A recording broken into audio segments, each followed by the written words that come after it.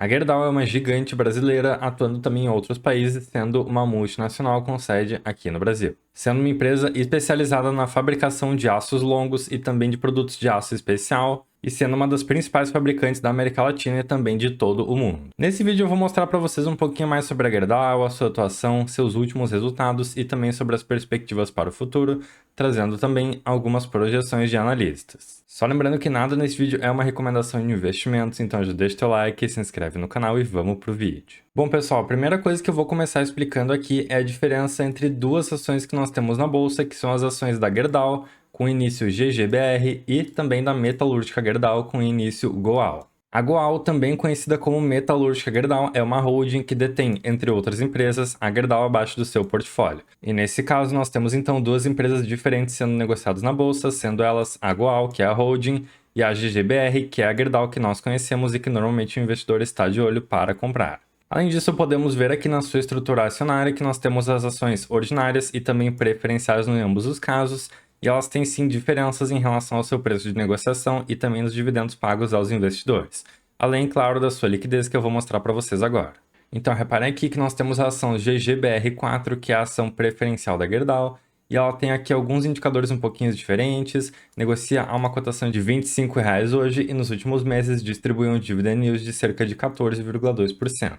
E já em relação à sua liquidez média diária de negociação, fica na casa dos 430 milhões de reais. Enquanto que na sua ação ordinária, podemos ver aqui que o dividend yield está um pouquinho maior, porque o preço de cotação está mais descontado.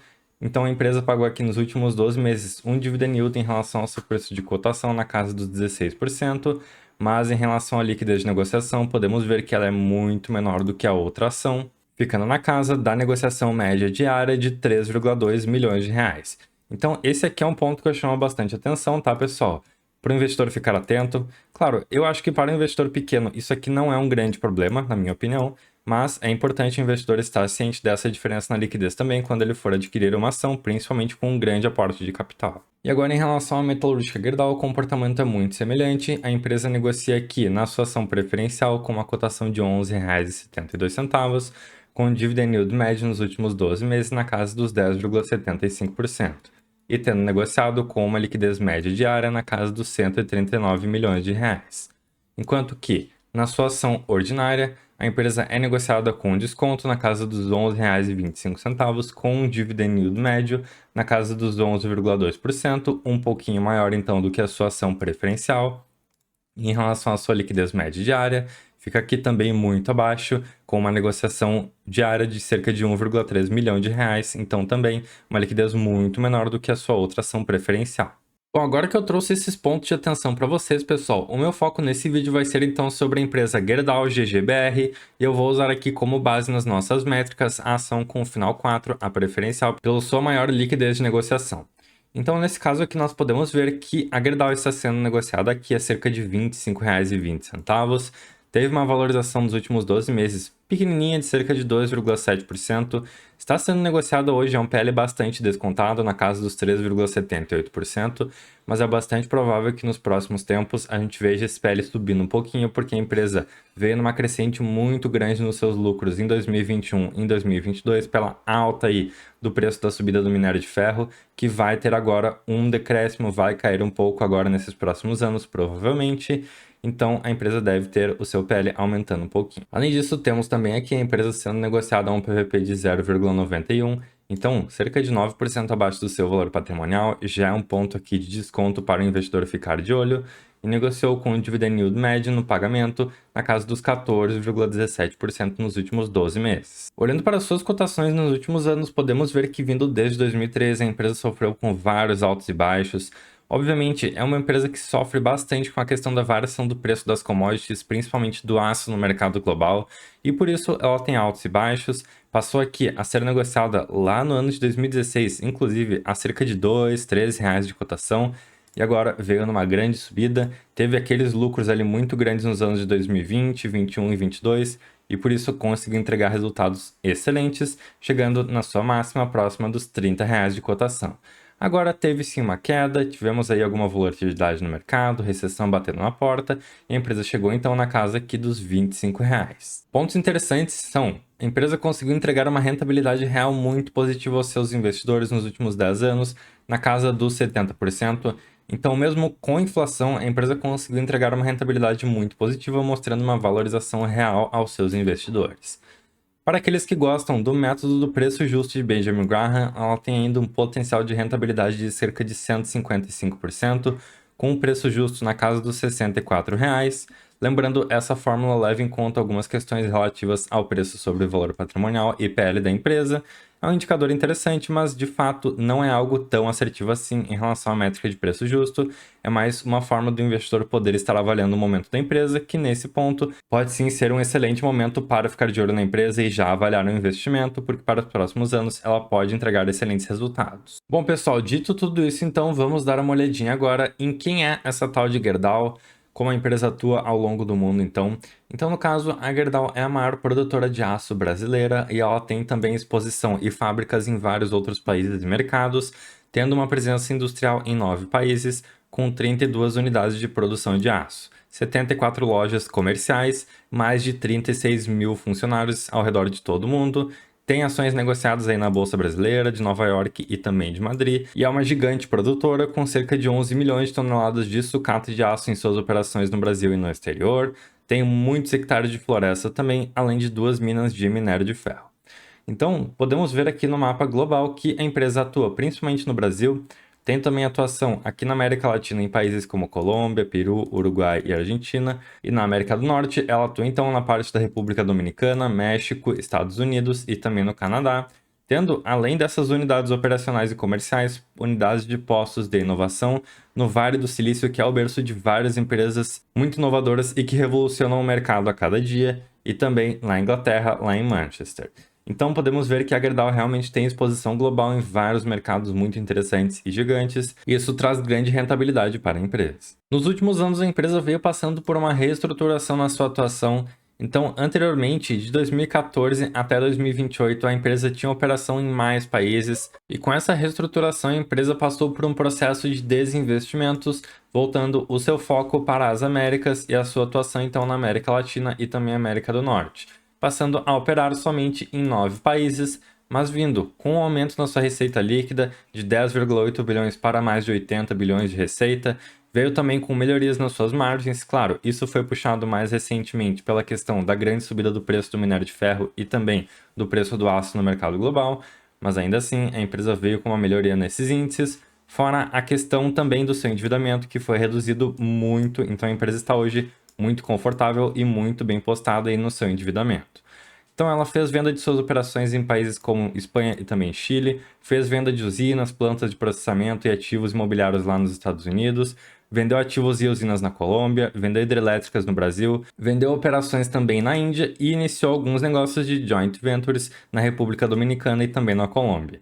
Então a empresa passou aqui por um processo muito forte de vendas de alguns de seus ativos, mudança de foco e também mudança de estratégias, e isso já vem se refletindo sim num foco maior no core business da empresa, que é a produção do seu aço, e também na rentabilidade das suas operações, que vem dando excelentes resultados e vem tornando a empresa cada vez mais atrativa aos investidores. Alguns dos pontos fortes desse modelo de negócios e de estratégia que a empresa adotou vieram então com uma melhor concorrência local e também um aço mais limpo.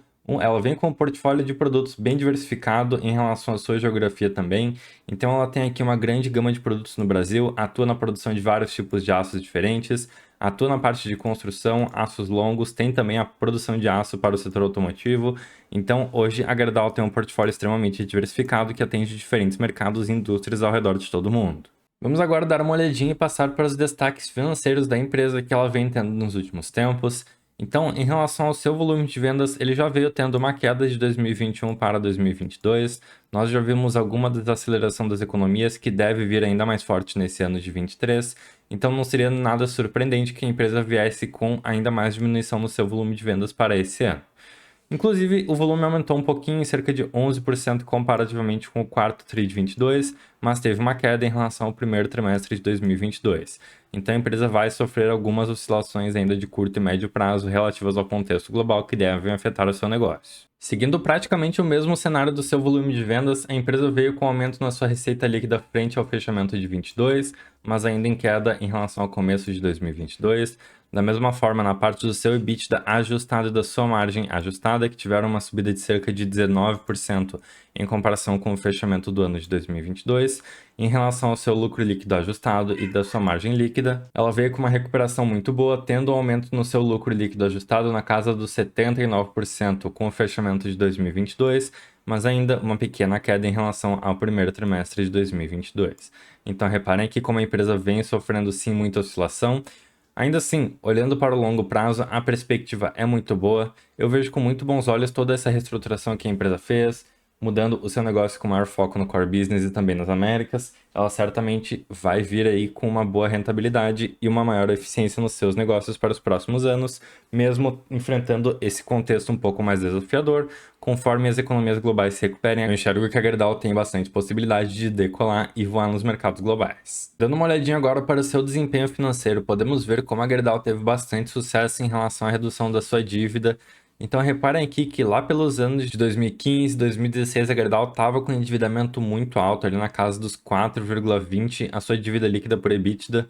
Ela vem então naquela reestruturação também para reduzir o seu endividamento que já estava um pouquinho pesado. Conseguiu chegar hoje numa casa de um valor muito bom, extremamente confortável para ela, na casa do 0,31 vezes a sua dívida líquida por EBITDA. Já na sua evolução frente ao EBITDA e também a sua margem EBITDA, como eu disse para vocês, de 2020 a 2022 nós tivemos um período extremamente bom para as empresas que atuavam no mercado de minério e também de aços, e a Gerdau não foi diferente. Veio com um aumento muito forte nas suas margens, mas ela já espera para esse ano de 2023 alguma queda justamente pela recessão e também uma redução no consumo de outros mercados globais também em frente a essa questão da recessão. Então uma desaceleração já é esperada e a empresa deve vir com uma redução no seu EBITDA também nas suas margens. Em relação ao seu fluxo de caixa livre, muito bom, a empresa conseguiu aumentar muito esses valores nos últimos anos, e também o seu lucro líquido ajustado e lucro por ação simplesmente decolaram em 2021 e também em 2022, trazendo uma grande rentabilidade para a empresa. Também o cenário é o mesmo, deve vir com uma redução agora em 2023, mas frente ao que a empresa conseguiu entregar na média dos últimos anos, de 2014 a 2018, deve se manter ainda em bons valores. E todo esse excelente resultado financeiro de 2021 e 2022 refletiram também em grandes dividendos pagos aos acionistas. Então, para o pessoal que tinha empresa e buscava dividendos, ela entregou cerca de 11,2% em 2021 e em 2022 cerca de 12,3%, sendo uma pagadora gigantesca na parte de dividendos. Claro, seguiu também outras empresas que atuam na parte de produção de aço, minério de ferro e commodities, que também pagaram grandes dividendos nesses anos, mas a perspectiva é que com essa boa reestruturação da Gerdau, mesmo com um cenário um pouquinho desafiador agora no curto e médio prazo, para o longo prazo, ela consiga se manter com bons pagamentos de dividendos em relação aos seus acionistas. E vale lembrar também que no caso da Gerdau, ela é uma empresa que faz bonificações, é uma empresa que paga JCP e também dividendos de forma extremamente recorrente. Então podemos ver aqui que a empresa tem um fluxo de pagamento muito bom, paga praticamente de forma trimestral, fazendo vários anúncios ao ano. Então podemos perceber aqui que em 2022 ela anunciou nos meses de março, maio, agosto e também novembro. Então a empresa pagou aí 4 vezes no ano de 2022 e pagou grandes dividendos. Por isso, para o investidor que gosta de ter um bom fluxo de entrada, eu particularmente gosto disso, então a empresa se torna um pouco mais atrativa para mim nesse sentido.